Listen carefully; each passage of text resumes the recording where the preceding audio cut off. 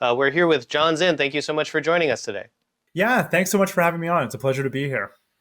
For people who don't closely follow Chinese politics, what exactly is this Plenum meeting, and what do we expect to see out of it? You know, when you were at the Biden administration or in the CIA, is this the kind of meeting that you would watch really closely? Yeah, absolutely. And a big part of the reason that we will watch it so closely is that it's really the most important political meeting of the year.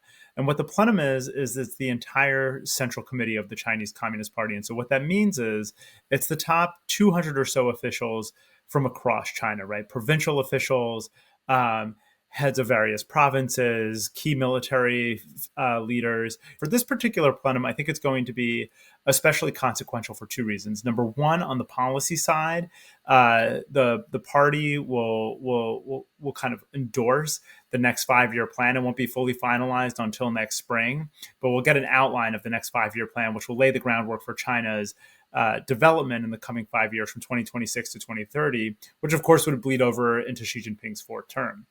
The other big piece of the equation here for this particular plenum is the personnel side of the equation. We just saw this last week where a number of members of the military high command were purged, including the Central Military Commission vice chairman, the number three officer in the military. Was purged. And that's the first time that's happened since the start of the Cultural Revolution under Mao. So what's going on the personnel side with the purges, and especially within the military, is really quite dramatic. And it's something that we've seldom seen in the post-Mao era. Yeah, and what does that purge of these officials from the party mean for the greater direction of the party and for China? You know, does it have some significance beyond just Xi putting his own people in positions of power, or is there something more going on? I think there's something more going on, right? And the interesting part of this equation is that because we're in Xi's third term, he's accrued so much power, and at the start of this third term, he had actually gone to considerable lengths to stack the deck with his own political allies. So I think this isn't necessarily what a lot of people would have expected. If he's already got his allies in position in these key positions of authority, why would he start purging them, right? And for folks like me, this is really kind of the analytic conundrum, because she seems to have stopped going after his rivals, and now he started going after his putative friends in the system, right? I think there's a few different reasons for that. I think one is that corruption remains kind of an endemic issue within the party, and she knows that. I think number two, for an authoritarian leader like Xi Jinping, these kind of anti-corruption campaign and these kind of purges are politically useful for him. I think for the military in particular, I think there's more at play there. And I think it's a couple of different things. I think number one, even in an opaque system like the Chinese Communist Party, the PLA is really an opaque, technologically advanced empire unto itself within the party, right? And that only nexus of civilian penetration into the military is Xi Jinping, right? So he has an incentive to constantly be trying to puncture that wall, understand what's going on, and maintaining his grip on that institution in particular, because that is the lodestar of his power, or any political leader's power in China. I think the last part of it is that I think Xi Jinping is very serious about wanting real military options. He wants a military that he can rely on if he feels like he needs to use force, either, in some kind of existential crisis at home, if it ever came to that, which seems unlikely at the moment, or for some kind of Taiwan contingency. And I think he feels, despite the PLA's very considerable strides in its military modernization program, that they're not quite up to snuff yet, right? And that he remains skeptical about what it is that they're able to do, and he wants to be very serious about that. You know, you mentioned that the 5 year plan isn't finalized until next spring. There will be a communique that comes out at the end of the plenum on Thursday. So what do we expect to find out in that communique? I mean, how much are we going to know about what actually took place in these closed door meetings? Yeah, I mean, it's interesting because as important as this meeting is, this is not a debating society, right? They've already, to a fair extent, already pre cooked the outcomes of this, right? So I think that the documents are important because it is the most authoritative document that you're going to get from the party in a given year. I fully expect, since Xi Jinping is this far along in his tenure, I think he feels very confident in the trajectory of his economic policy and his industrial policy, that this focus on advancing China's techno-industrial prowess, advancing its manufacturing prowess, I think he sees it as being on the right path, even with the problems that it's causing. I think his calculation is that China will eventually emerge in a stronger position because of that focus.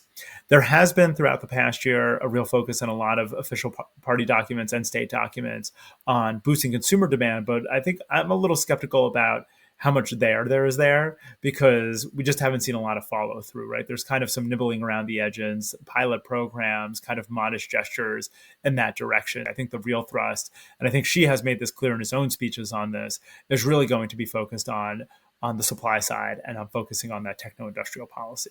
This meeting is coming just weeks before, or even days before, she is scheduled to potentially meet with Trump. It's not clear if it's actually going to happen, but obviously the outcome of that meeting is going to have a big impact on the Chinese and American economies for the next year. So how difficult does it make planning, a 5-year plan when you're not really clear about, potentially your biggest export partner, what your relationship with them is going to be in the near future? Yeah, I mean, I think that's the really interesting part of this, right? Substantively, I think it's really striking that she has continued to double down on these policies, even though they aggravate the trade imbalances that ostensibly animated the trade war in the first place, right? And I think even after the past year that we've had, I think it's really striking that it's not blown Xi off course at all. Right, he still thinks this is the right path for going forward, and I don't think that any one-off meeting between him and President Trump is really going to fundamentally change that calculus. And I think it's a sign of real confidence on Xi's part, right, that this is the right trajectory. I think more tactically, as we're talking about a summit too, I think it's no accident that Xi Jinping scheduled the plenum to occur just before he's supposed to meet with Trump. Right, there's no fixed date for the plenum, that he can have this big meeting at home that would enhance his aura of authority going into the summit with President Trump. And what's striking to me as an American and disconcerting is the juxtaposition, right? Xi is going to walk in this meeting having just put his imprimatur on the next 5-year plan for China. And meanwhile, the US government here in Washington may or may not still be shut down. What about cross-strait relations? How might this plenum meeting or the next 5-year plan affect the cross-strait policy and the relationship between Beijing and Taipei? I think the plenum meeting itself won't necessarily affect things too much. I think the really crucial moment for cross-strait relations probably came over the summer with the failed recall elections by the DPP against the KMT legislature. And my suspicion is that probably the failure of that effort probably led to some relief in Beijing, right? Because their talking point ever since the 2024 election has been the fact that the KMT regained control of the LY demonstrates that the broad swath of Taiwan people don't support quote unquote independence and the DPP. And I think it's a convenient talking point for them, but I also think that they rightly or wrongly believe that to be true, right? Themselves. So I don't see the plenum itself having a big impact. One of the things that I am still on the lookout for as we get to the end of the year, though, is that they did a big cross-strait exercise, Straight Thunder, back in April of this year. But it was a Straight Thunder A, which means that they will probably do, like they did last year, a Straight Thunder B at some point. I think the other point of discussion on cross-strait issues that's been more consequential here in Washington, at least, is this discussion about, is Taiwan going to come up in the conversation or in subsequent conversations between President Trump and President Xi? I think what we've seen from the Trump administration already throughout the summer has been an attempt to really curb U.S. gestures of support for Taiwan. But I don't know that this will necessarily come up. There had been stories floating around that Xi might push Trump for additional rhetorical concessions on Taiwan, right? Switching from not supporting Taiwan independence to actually opposing it. The kind of distinction that might be lost on a leader like Trump, who's not necessarily immersed in these issues. But what I've been hearing more recently is actually the Chinese don't want to set the precedent that this is up for negotiation. Right? They don't want to introduce this into the equation because they want to be able to say, we have a principled approach to Taiwan, and so we're not going to talk about this at all with the Americans right now, especially since they don't have that kind of trust in Trump that whatever they agree to, he'll actually stick to it. So I think the strategy in the meantime is to continue to keep up the pressure on Taiwan, continue the coercive tactics that we've seen that have accelerated, especially since Nancy Pelosi's visit in 2022. And I think what they're really hoping and praying for is a return to the KMT in 2028. Right. So for the last couple of years in Washington, so much of the conversation has been focused on 2027, but I don't think that's the crucial year. But I think what happens in 2028 is going to be really crucial for Xi's Taiwan policy. Right. And in my mind, the reason that this is so key for him is because he'll be in his fourth term at this point. He's been dealing with the DPP for a decade. Right. And at the end of that fourth term, he's going to be almost 80 years old. Right. And I think Xi will start to think more about his legacy. In Xi's own mind, what looms large for him is the fact that a decade ago, he met with Ma Ying-jeou, the head of the KMT, in Singapore, right? And that was the first meeting of its kind since the Marshall Mission in 1946, when Chiang Kai-shek and Mao met, right? And so I think from Xi's perspective, for him to get, either towards the end of his life or start to be thinking about his legacy, and not have at least that kind of gesture, that ability to say that there's some kind of political engagement going on between the two sides, I think that's when he starts to get antsy. And I don't think that means, he goes for an invasion or something really high risk like that, but it does mean he might consider some of the riskier options that have been floating around out there for some time, maybe seizing an offshore island. So when he's said in the past, that we can't leave this issue to future generations, you take him at his word there. I think so. I think so. I think he's serious about it. But the question is, what does that actually mean operationally, right? In a kind of very real sense. And this has almost become more of a theological question in Washington than an evidence-based one, just given how little is out there about what she actually wants. But my thought is that meeting with Ma Ying-jeou kind of set the minimum threshold, right? He needs at least more than that in order to say, I've made progress on this issue.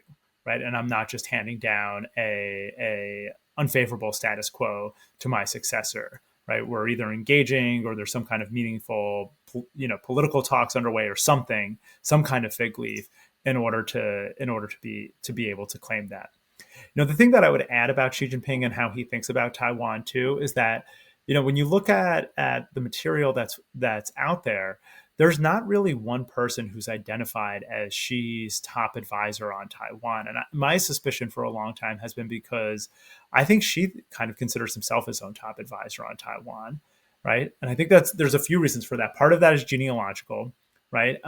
If you look back at his father's career, his father spent a lot of time doing United Front work and dealing with the KMT going back to China's Civil War. Right. And then when Xi's father was on the Secretariat in Beijing in the 80s, he also spent a fair bit of time dealing with Taiwan and dealing with cross-strait issues. Right. So I think he feels like he understands it because of his father was so deeply immersed in these issues and dealing with the other side. And then when you look at his own career and his own career biography, he spent so much of his career when he was climbing up the party ranks in Xiamen, in Fujian, and Zhejiang provinces right across the strait from Taiwan. Right. So I think when it comes to this particular set of issues, I think Xi feels very comfortable with them and really keeps his own counsel on these issues. Okay, John Czin, thank you so much for joining us today. That was really insightful. Yeah, my pleasure. Thank you so much for having me on.